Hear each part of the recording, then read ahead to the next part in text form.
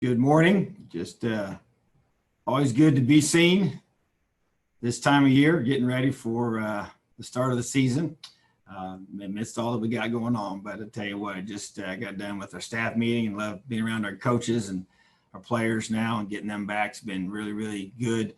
Brought our coaches back in last week and following all the protocols for that within the school that we have set up. But just great being with our guys together and being able to watch our guys work out. So that's a super positive thing for us for sure. And from a football perspective, excited that Taiwan Mullen there on the Bednarik watch list, guy that has worked extremely hard here, obviously played well as a freshman, knows that those same types of things are just a tribute to what he's put on the field. As a player so far, doesn't mean a whole lot for the future, but definitely special for him. But his teammates are a big part of that and got a lot of hard work ahead of him. But at the same time, proud of him and what he's done since he's been here. So once again, excited about our football team and how hard they're working right now and the work that they're getting in with our strength staff. So ready to take some questions that you have any this time. All right, Zach, go ahead, and then Matt Weaver. Hey, Tom, appreciate the time, and forgive me for kind of starting with a big picture one, but just with everything where it is, I know there's so much up in the air, just kind of as much as you're comfortable commenting on it, just where do you feel like this needs to go for you guys to be able to take the next steps toward a season in the next few weeks? And maybe concurrent to that, just kind of how are you talking coaches, players, just everyone in your program through this when you're back together, but you're still kind of in this time of uncertainty? Sure, Zach. I appreciate it. Good question. I think that definitely, it's July 14th and we still don't have a lot of questions answered. I think we probably thought when this process was early in its stages that by this time we would have a lot more answers, but we don't, unfortunately. But I will say, you ask a lot of different things involved there, but to me, it's, I'm optimistic about us starting our season. I am. I know that there's a lot of question marks still out there, but I believe that we will start our season. I think we'll start our season on time. I do. And I feel like that there will be challenges to be able to maintain the season without interruption. I think many people have commented and have concerns about the possibilities of interruptions. I don't think anybody knows what those are going to look like. So I think you just do what we always do here, and that is you focus on what you know. And right now we know that we're preparing our football team for the 2020 season. I know that they're with a strength staff that's working extremely hard. I've been very impressed with our strength staff and the job that they're doing with them. We've been communicating with our players through a chance, and even still now we're still in the Zoom mode with players. So yeah, we work out with them and their cohorts and they work out together in those smaller groups. But we don't have meetings yet in person with our players. Even with our staff, it's a controlled group and it's partial Zoom and partial in-person meetings there where we have the group big enough that we can meet together in a large room, in the team room actually, and then the rest of them watch via Zoom. We may have to do those even team meetings that way when we get into fall camp. But so we're just trying to adapt. And I think it's a progression you move through with your players. The cohorts continue to grow in size every 2 weeks. That's been a consistent progression. And, you have different obstacles along the way. You figure out how to handle those obstacles and then you move forward. And that to me is really what this is about is we've got tremendous medical professionals here on our campus. Dr. Rank is one of the best in the world at what he does. And, Dr. Hipskin is excellent and their expertise that they provide to all of us and has been at the top of the level of what you could expect from being in, a Big Ten university, and so we rely on them, talk to them consistently and they're helping us through. And every progression, you just do more and more. I know there's a national concern right now. I mean, I see everything like everybody else does. And I know the numbers and where the direction that they're going at this point isn't as positive as we would like for it to be. But we're continuing to take that information and with the player safety and their well-being at the top of the priority list, which is what it is going to be. It's not going to change no matter what, no matter how bad we want to play. And our players want to play, we all want to play, but we're not going to do it at their risk, of something, that would be a bad thing. And so that's where we got to trust in our leadership, and we are, and I feel good about that. So I think it's a progression, and I know there's probably answers that you wish you had, and we don't have all of those at this point, but what we can control. We don't blink. We don't get sidetracked on things that we can't have any control over, but we also, in a very responsible way, we're preparing our football team for the 2020 season. All right, Matt Weaver and then John Blau. Coach, how you doing? I'm doing good, Matt. How are you? My question is, obviously you guys have been back, or the players have been back, I should say, for our majority of the team for about a month. Just what kind of feedback have you gotten from Coach Wellman and his staff about where they were when they came back, and how the first 3 or 4 weeks of workouts have gone for the team and the progress they've been able to make? Yeah, it's a constant communication with him and his staff. And as I've stated before, I've been able to be at some of those as the head coach, where other coaches were not. They're allowed to be this week, so they've been there first couple of days. They've been very encouraged. I thought that, as a collective group, I thought they did a good job of staying in good shape. It's never quite the same when you're not with your teammates. It's never quite the same when you don't have a coach right there with you, pushing you and all those kind of things. But I felt like, the thing that I've learned as you watch our guys is, boy, the difference between week one and when you finish that second week, 2 weeks together with our staff, you notice a night and day difference, and just as the groups, we've had 3 different phases of groups come in, and as each group's come in, they've, kind of all at different spots where they are. And like I said, overall, it was positive. Definitely you got some, it's kind of like, I explained it as the 10-80-10 principle that you talk about leadership. You kind of had that 10% of the group that were probably, training at an elite level. You got the big chunk of the team that was in good, solid shape. And then you had a small group of guys that came back and had too many potato chips and soda, So I feel like that you had to get those guys, all those groups brought up, So I think that's probably was how it was, And so unfortunately for that small group of guys, they didn't take care of business, and they obviously felt that, early on. So, but at the same time, I feel like that I've been very encouraged. And I think for me, when the whole staff came back here and watched our groups work out yesterday and today, the consensus is, first of all, very impressed with our strength staff. Number one, with the way they function and how detailed they are and how they do what they do is impressive. And then number two, they felt like as a collective group that the guys look good, and so, and they're working their tails off. And that's why I'm so proud of them. And amidst all the question marks and all the things that we don't know, one thing I do know is we got a football team that cares, a football team that has high expectations for the 2020 season, and a whole bunch of guys that are really hungry to get back out in the field and play at a high level. So that's been encouraging. And our strength staff is, they're realistic about where we are, and we got a lot of hard work ahead of us, but they're definitely making good progress. Hey, John, Matt's got a quick one, and then we'll go to you. Go ahead, Matt. One more. Yeah, Coach, my other question is on Peyton Hendershot. Obviously, back in the spring, you came out and said he was back in a modified way. Has that changed, or what is his status right now as far as, being able to participate with the rest of his teammates? Yeah, the update is, he has completed his team-sanctioned discipline. He's completed the conduct process that we went through for the student conduct as a student athlete at Indiana University. He's completed that. He's closed his matter with the judicial system.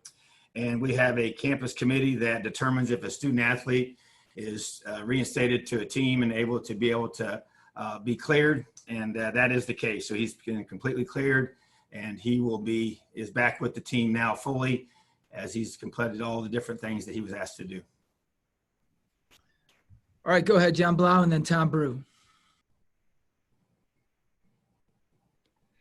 Tom, you talked about player well-being being at the forefront. I know that IU and also the Big Ten have emphasized that a player, if they were to choose not to compete this season, that they would have their scholarship still. Have you had any conversations with either athletes or their parents just about the possibility of not playing this season? And from those conversations that you may or may not have had, do you have a sense whether that would be a rare occasion that a player might not play, or do you feel like that is something we might see this season?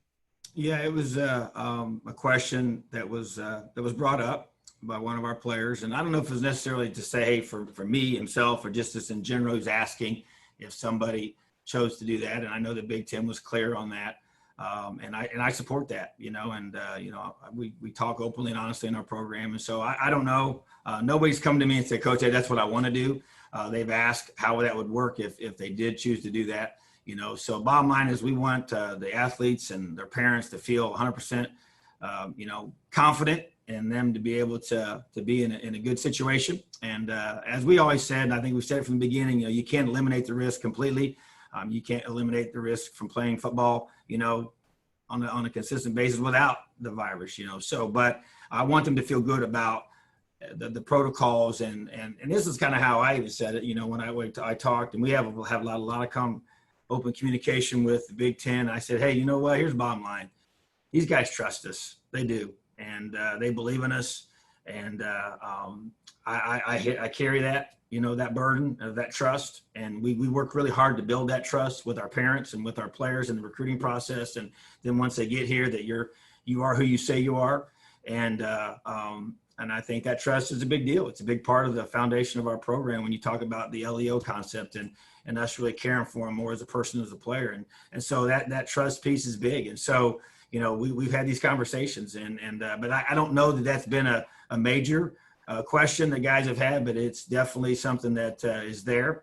And we're going to honor that. And we want them to feel very comfortable with what we're doing. I believe in the medical professionals that we have here at IU and the way they're leading, not just on our campus, but throughout the whole Big Ten, as I mentioned earlier.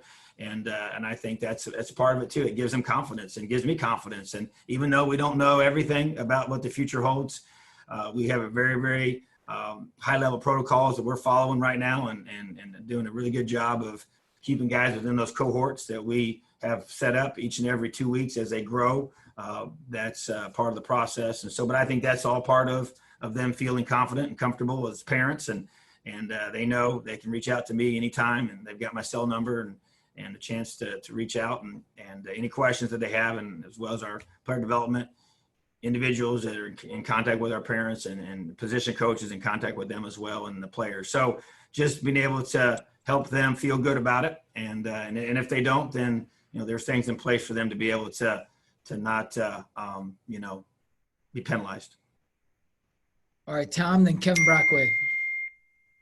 Coach, last time we had a chance to talk, you had mentioned about when the players started to return that you would try to keep the groups minimal and keep the same types of guys together as often as you can, just to keep that as minimal. But now that every single guy is back on campus and there are 24 hours in a day, what have you told them about being out and about on campus or gathering even just with their own friends and teammates, just to try to keep everybody as safe as possible?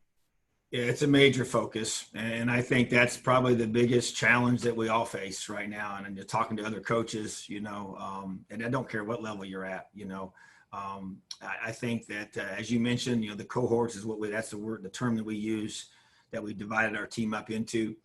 They lift by those cohorts. They run with those cohorts every 2 weeks. Those cohorts have gotten bigger until eventually, once we get into fall camp, that those cohorts will be basically dissolved into, we're going to practice together, and so that's kind of, you culminate to that point. We're not there yet. But to your point, I've consistently said, and matter of fact, every weekend there's reminders that go out. We always end each lift group with a challenge about social distancing, wearing your mask, staying away from parties, staying away from events that are large group gatherings indoors. That's the most dangerous type of environment we think to be in. We got a lot of people, and you got to keep your mask on when you're within 6 feet of other people, whether you're inside or outside. It's kind of how we deal with that. And so, and we follow that when we're here. But yeah, when they're not with us and we don't follow them home and we don't, hold their hand when they're there. But I tell you what, it's constant reminder. And we've had some situations where we found out if they weren't doing that, we had to get all over them, but I've talked to so many, all you got to do is just look on social media and you see that people still kind of refuse to follow it, which is frustrating. And it's having, ramifications within certain parts of the country, and numbers are reflecting that. So I hope that they will listen. And once again, it's about being unselfish. It's about deciding I'm going to put my team in front of me, and the desire to want to play this fall in front of my own personal desire to go out and quote unquote have a good time. So you got to make some sacrifices, and they can, encourage them to stay together per their cohorts, and because that's the guys they live with and run with and train with, and they're with those guys. So to stay within those groups as much as possible. And when you can't help that, you stay socially distanced and keep your mask on. So that's the challenge that we're trying to have with our guys. And you just think about it. So when the students come back to campus and school starts, that will be an even greater challenge, but that will continue to be a big point of emphasis, and something that we just cannot quit talking about. All right, Kevin, and then JoJo. Coach, losing the non-conference games, how does that impact, the season and preparation at this point? I know there's still a lot of questions with unsure, but if the season was to go ahead playing conference games only, have you kind of envisioned the challenge of that and how you would have to deal with preparing with that kind of a season as opposed to a season that has non-conference games? Yeah, it is definitely different. You go through, and those games have, obviously given us a great opportunity to usually, in the way our schedule works here, they're usually either the first 3 games or 3 of the first 4, in the recent past. And so those opportunities to be able to get ready for conference play have been very, very important for us. So you won't have those now. I mean, I support the decision that the Big Ten made with that. I understand, we had discussions about it, and leadership made that call. And, bottom line is that, once again, it's about what's best for the players, their well-being, and trying to create the best scenario possible for us to have a season, and the control that it gives us within the protocols that we want to follow as a conference, and the understanding that those will be followed, by the conference schools, and then the flexibility within the schedule that gives us, to be able to have, a situation where, hey, maybe 2 teams can't play, so now you move that game to a different spot. Whereas in a normal 12-game season with non-conference games mixed in there, there's really no, outside that one bye week, you got no other options, So I think the flexibility it gives us is very important. And for so many unknowns that we have ahead of us, I think that was a very positive thing to be able to do. And he said, it just wasn't football. This is all full sports, to go conference only. So to give us that type of what was best for our student athletes in the Big Ten. And I know our region, stretches from Nebraska all the way to Rutgers, and so it's a very, very broad. 11 different states are affected by, but the Big Ten conference, so it's a lot of area to cover. So just a lot of variables involved, tough decisions to be made for sure. But, hey, it definitely makes it challenging. You're playing 10 Big Ten games, in a season, which is very difficult to do. We play in a great conference, a lot of physical football teams. It's going to be hard for everybody, but we'll all be in the same boat. Don't know how the other conferences are going to respond. That really is not, wasn't, part of it. You just basically, you have to decide what's best for the schools that you work with and you represent. And our leadership made that decision. I support 100%. And we just still don't know who we're going to play in the order we're going to play them in, or how many we're going to play. Those are still to be determined. But when we find that out, we'll, obviously it's affected. You have these projects you work on for these upcoming opponents. And right now, several of those we're not going to be playing. So we just got to, don't blink. All right, JoJo, and then Sammy Jacobs. Hi, Coach. JoJo Gentry with CBS 4. Hello, How many people across the football program have been tested for the virus, and have any players, coaches, or staff members tested positive for COVID-19? We've tested at this point, all the players that are on campus have all been tested. So we have 120 players right now that are on campus. And then all of our coaches have been tested. And so I'm not going to give out specific number. I think they said overall we've had, 4 for the whole athletic department. I think that's the accurate number.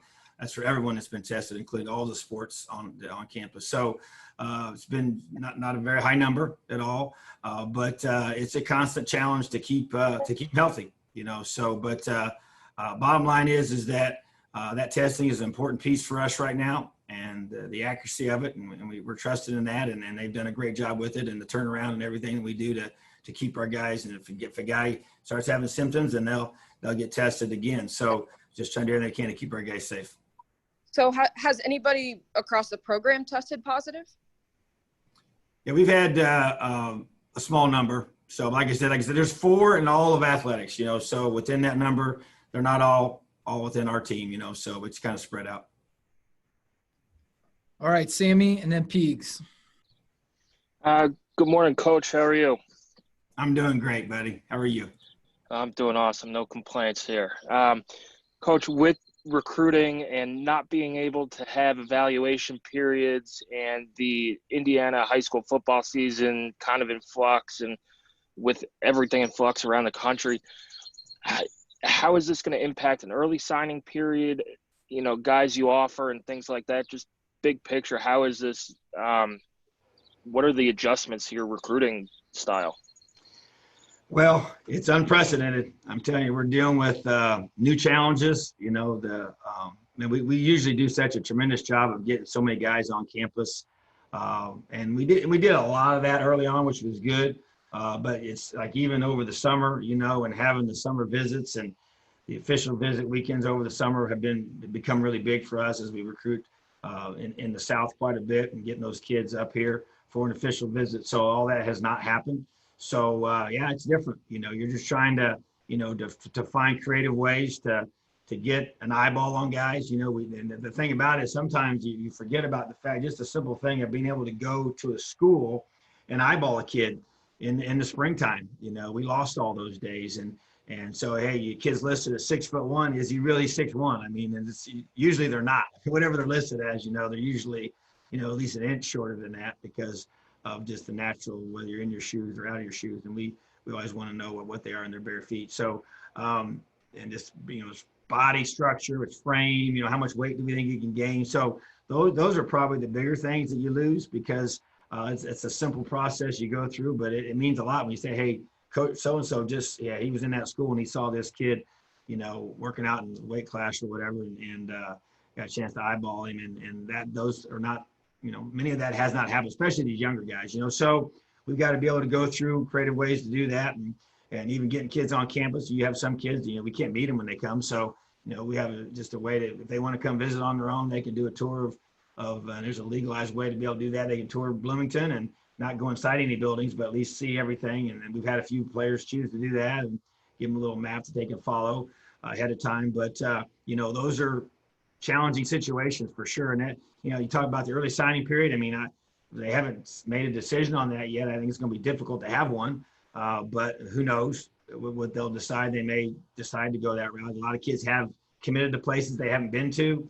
Some people have offered guys they haven't seen in person, and we found ourselves in that situation as well. So, it's unique. And I think that it's going to create a very interesting finish. And that's the part I guess I'm going to focus on because, we can't change anything about what's happening right now. I can't get more, they're not going to be coming on campus anytime soon. So the reality is, how do we finish it out, and hold on to the guys that are committed and convincing the guys that haven't been here yet to come for a visit, to check us out before they make their final decision, and then be able to get a chance to see kids play. That's where if the kid doesn't have a senior season in certain states, that makes that very challenging. Because a lot of times, I think you're going to see the importance of a senior evaluation is going to go way up because of the lack of camps and lack of spring evaluations that we had. And then at the same time, if you take that away, wow, I don't know, that makes it even more challenging. So probably, we talk about it, big thing about recruiting is you want to gather as much information as you can to make a decision.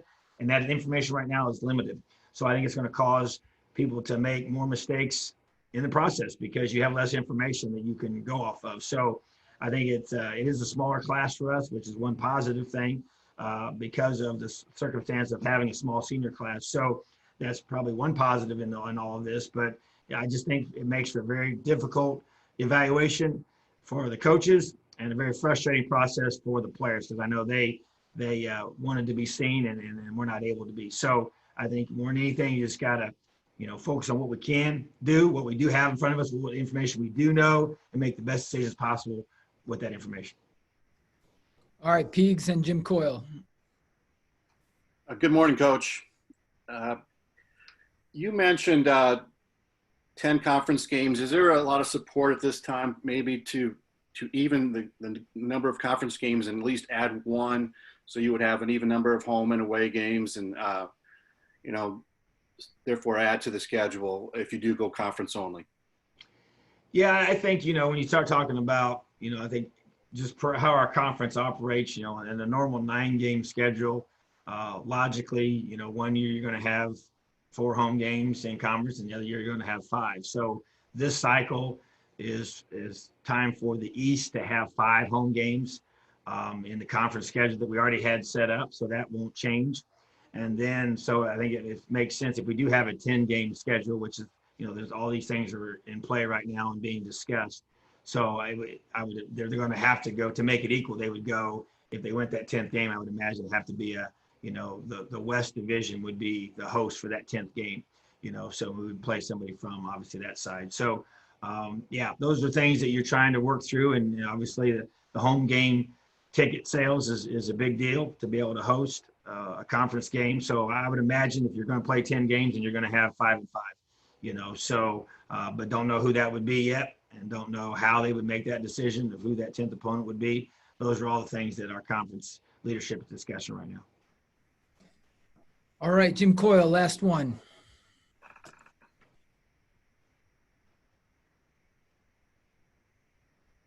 I think you're on mute there. There we Jim. go. Unmuted. All right. Hey, Coach, how you doing? I'm doing good, buddy. How are you?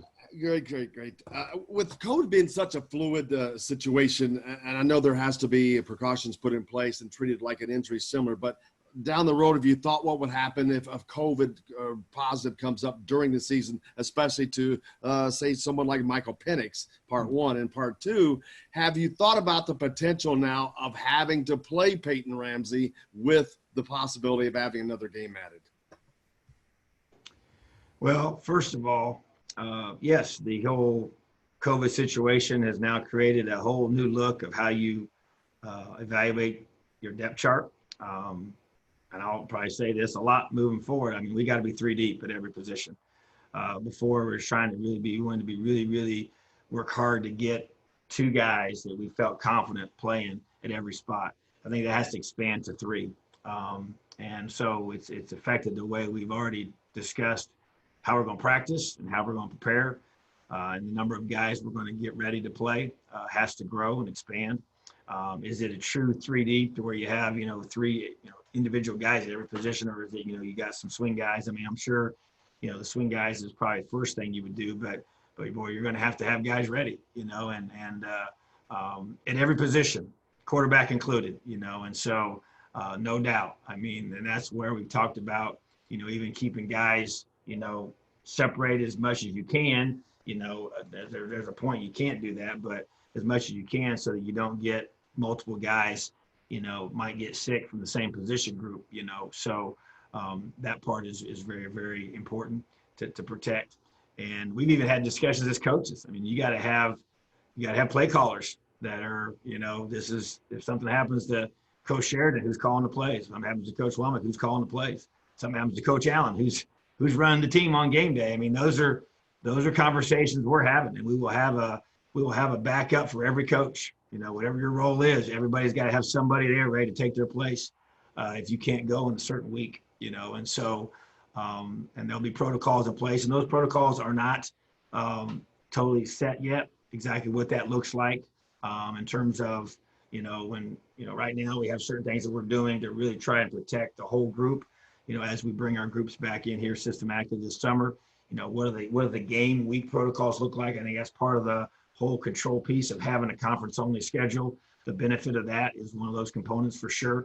Still working through what that's going to look like. We got the medical professionals that we're relying on heavily for that, and the guides that they're going to give us to tell us what's the best way to do that each and every week, and how we travel and all the different things we go through. And yeah, those are all, those are important things, that they're going to go into allowing us to be able to maintain our season and go through and finish it out, so. But yeah, the bottom line is that it is a reality that we have to deal with. And as far as, Peyton Ramsey being at Northwestern, yeah, it's, it wasn't on the schedule initially.